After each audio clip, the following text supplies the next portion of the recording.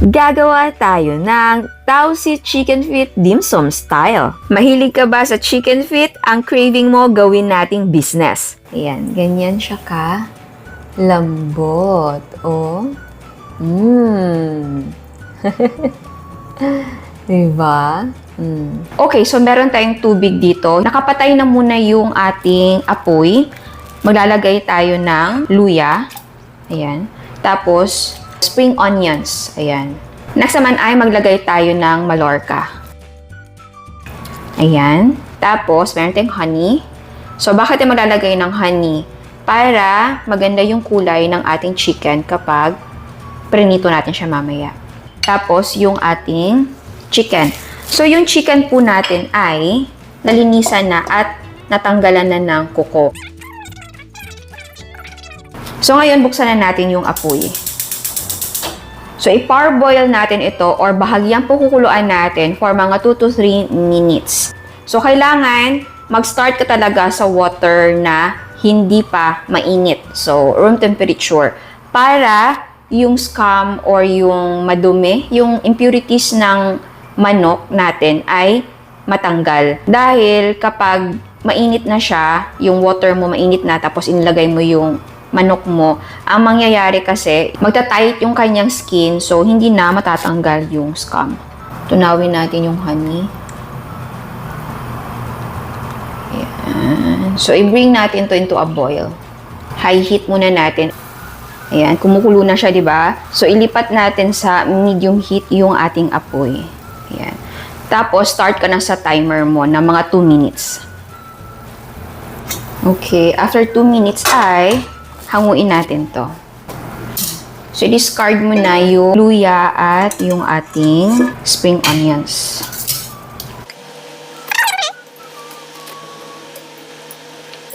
Okay, so nagpapainit ako dito ng mantika. So, i-check natin kung mainit na siya. Oh, ayan. Oh, kapag ganyan na, dapat wooden spoon yung gamitin mo or basta wooden. Yan ay mainit na. Ito naman yung ating chicken. Yung chicken natin ay dry na. So yes, pinunasan ko siya. Dapat kasi dry talaga yung chicken para hindi masyadong matilamsik. So yung chicken feet kasi matilamsik talaga. So eto, lalagyan ko nito. Okay, so magprito na tayo. By batch yung gagawin natin.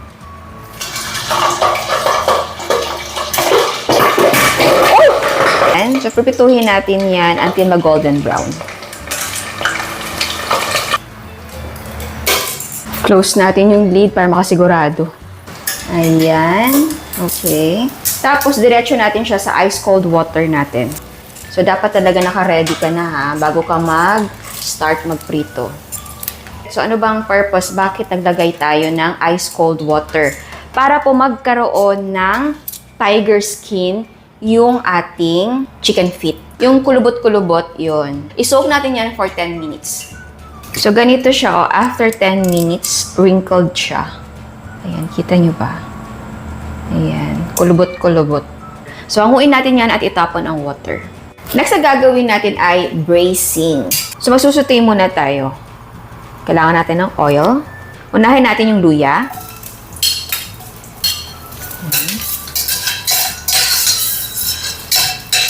Next, yung ating garlic.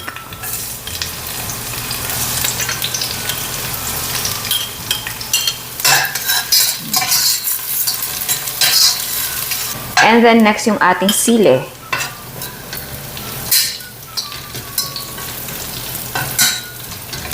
Tapos, yung ating sibuyas.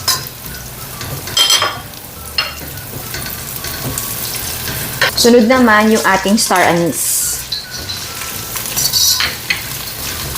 And then, next yung ating black beans or fermented na black beans. Okay, so papatayin ko na muna ha, yung ating apoy. Next ay maglagay tayo ng ating toyo, oyster sauce, hoisin sauce. So, eto ang hoisin sauce. Ayan siya. Next, ang ating Mallorca. Okay. Again, eto po siya. Next naman, sugar. Tapos yung ating asin. So, konti mo na yung asin. Tikman natin mamaya kung tama na yung asin. Optional, tak, tak, tak. Ayan, konti lang. Tapos yung ating chicken. Wait, ay, nahulog pa. Tapos malagay tayo ng hot water. Enough lang to cover the chicken, ha. Mix natin. Ayan siya. So, ihayin natin yung ating apoy. Kapag kumulo na, ilipat natin sa medium heat. Tapos, lutuin natin ito for 40 to 45 minutes. Okay. So, eto ay luto na. Pero, hindi pa gelatinous yung ating sabaw. So, kung gusto mo gelatinous siya, pwede pa natin i-simmer ng matagal. Pero, ayoko na mawalan ng sabaw. So, ang gagawin ko na lang ay maglalagay tayo ng cassava starch. Kung meron kayong potato starch, pwede din. Lagyan natin ng water. Mix natin yan. Tapos, i-boost natin ito. And then, tapos, hintayin natin na mag-thick siya. So, pwede mo na siyang kainin. Okay, para naman magmukhang dim sum style na resto yung ating chicken feet, iserve natin siya sa ganito. So, i-steam natin siya. Actually, yung pag-steam ay, yun nga, parang resto style siya. Or, kung meron kayong leftover, i-steam nyo siya. So, meron tayong maliit na steamer na bamboo. Tapos, naglagay ako dito ng 4 pieces ng ating chicken feet. Usually sa resto, 4 to 5. Pang isang serving lang. Tapos, ayan, steam natin siya. Actually, pwedeng kung sa bahay lang talaga, pwedeng hindi gumamit nitong bamboo steamer natin. Okay, pinalitan ko yung patungan dahil mataas, matangkad. So, ayan. Tapos, takpan natin, steam natin yan. Again, hindi na kailangan na gumamit ng steam basket na bamboo. Pwedeng yung heat-resistant na bowl, pwedeng yun ang gamitin. So, steam lang natin yan for 10 minutes. Kung galing sa chiller or gusto mo siyang initin. Okay, next naman ay ilagay natin sa mga container para pwede mo siyang ibenta. Diba? Pwedeng pang ulam, pwede pang pulutan. Okay. So, maglagay tayo dito. Ilan ba ang kasya? 8. Pwede pa 10, pero 8 na lang. Lagyan natin ng sabaw. Ayan. Okay. At ayan, eto na ang ating Tausi Chicken Feet Dim Sum Style. Okay, so tikman na natin. Ayan siya, oh. Ayan. Kita nyo yan. Ayan, ganyan siya ka. Lambot, oh. Ayan, so tikman natin. Yeah. Natatanggal na siya sa bones niya. Okay.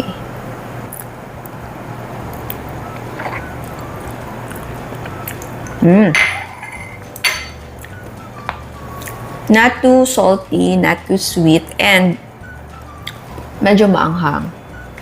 So, kung gusto nyo na dagdagan pa yung anghang, pwede naman. Pero kasi, yung iba, ayaw nang masyadong maanghang. Gusto lang nila yung parang may kick lang. So, yeah. Yung family ko, mahilig sa chicken feet. So, meron kaming kinakainan na Chinese na restaurant at hindi talaga nawawala sa order namin ang Tausi na chicken feet. And I'm so happy dahil yun nga, nasarapan yung family ko. And kaya sa bahay, gumawa na kayo nito. Medyo matrabaho lang siya dahil diba, ipa-parboil natin, tapos i-deep fry, and then i-braise natin. Pero worth it naman lahat ng pagod. And yun nga, pwede mo siyang gawing negosyo dahil pwede pang ulam, pwede pang pulutan. Yung iba gustong-gusto ng pulutan to. Tignan nyo, natatanggal yung laman dun sa bone. Kaya yung mga paborito ninyo, gawin yung negosyo.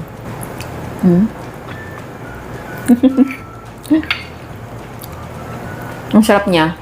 Yung Mallorca na gamit natin, makikita mo yan. Meron sa grocery, meron din sa mga palengke. Dahil very common yan sa mga lutong bahay, gaya ng mga gumagawa ng humba. And yes, ginagamit siya sa Filipino-Chinese style na pagluluto. Yung may distinctive kasi yan na na lasa. Iba sa pata, gumagawa ng mga patatim. Again, yung pag-steam ay optional lang naman siya. Pero yun nga, kasi nga dim sum style. So, siniserve siya sa ganito. Ayan o. Pwede na magluto ka nito big batch. I-portion mo, tapos ilagay mo sa freezer. So, matigas na siya. So, na-preserve mo siya. Tapos, sa pag-init mo, i-steam mo siya. Ganun siya. Kung wala kayong ganito, walang problema. Kuha lang kayo ng bowl na heat-proof. Tapos, yun ang gamitin nyo sa pag-steam. Sticky siya. Ganito talagang chicken feet dahil sa collagen niya. Medyo sticky. Yeah. May pagka-gelatinous siya. Sa ibang version naman, yung iba nilalagyan nila ng ketchup. So, yung ganung version, modified na siya. Marami na din kasing mga recipe na chicken feet na iba-iba. Again, so gusto ng negosyo na chicken feet, eto, hindi kayo mapapahiya. Yung amoy niya, nakakaakit na. So, ayan, sana gustuhan niyo ang recipe natin ngayon. Ciao! At sa mga hindi pa nakasubscribe, please subscribe sa ating YouTube channel and please click the notification bell and please click all para ma-notify kayo sa lahat ng uploads. And please don't forget to like our Facebook page and follow us on Instagram. Thank you!